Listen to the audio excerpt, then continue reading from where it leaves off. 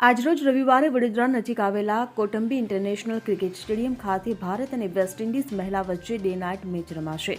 આ પૂર્વે ભારત અને વેસ્ટ ઇન્ડિઝ મહિલા ક્રિકેટ ટીમોએ ભરપૂર પ્રેક્ટિસ કરી હતી.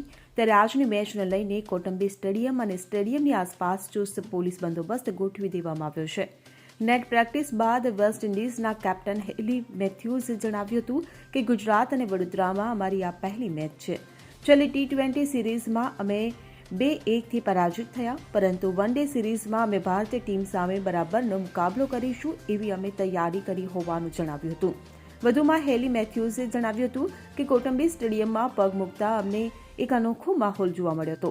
તો ભારતીય મહિલા ક્રિકેટ ટીમના હેડ કોચ અમોલ મજમુદારે જણાવ્યું હતું કે કેપ્ટન હરમનપ્રીત એકદમ ફિટ છે.